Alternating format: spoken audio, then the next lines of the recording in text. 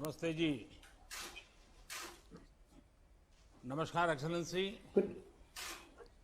इस virtual summit के माध्यम से आपसे बात करने का अवसर मिल रहा है, इसकी मुझे बहुत प्रसन्नता है।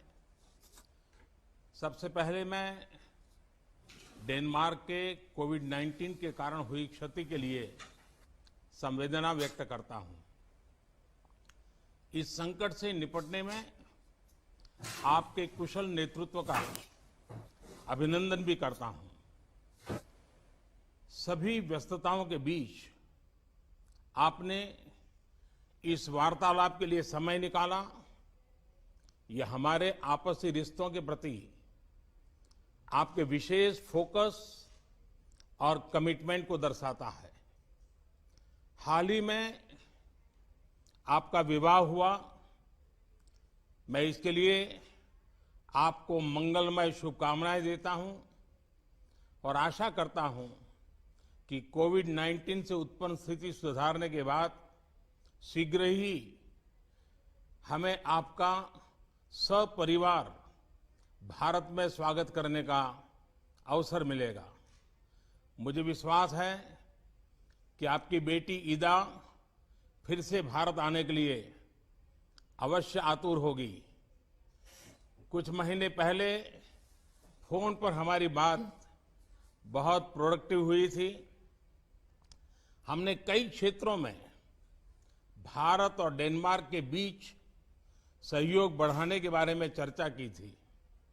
ये प्रसन्नता का विषय है कि आज हम इस वर्चुअल समिट के माध्यम से इन इरादों को नई दिशा और गति दे रहे हैं। डेनमार्क 2009 से, जब मैं गुजरात का मुख्यमंत्री था, वाइब्रेंट गुजरात समिट में लगातार सम्मिलित हो रहा है।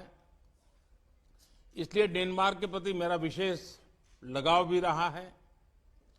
मैं दूसरे इंडिया नॉर्डिक समिट को होस्ट करने के आपके प्रस्ताव के लिए आभारी हूं। स्थिति सुधरने के बाद डेनमार्क आना और आपसे मिलना मेरे लिए सौभाग्य की बात होगी। एक्सेलेंसी, पिछले कई महीनों की घटनाओं ने यह स्पष्ट कर दिया है कि हमारे जैसे लाइक माइंडेड देशों का जो एक रूल्स बेस्ड, ट्रांसपेरेंट, ह्यूमैनिटेरियन और डेमोक्रेटिक वैल्यू सिस्टम शेयर करते हैं, साथ मिलकर काम करना कितना आवश्यक है। वैक्सीन डेवलपमेंट में भी लाइक माइंडेड कंट्रीज के बीच कोलैबोरेशन से इस पैंडेमिक से निपटने में मदद मिलेगी।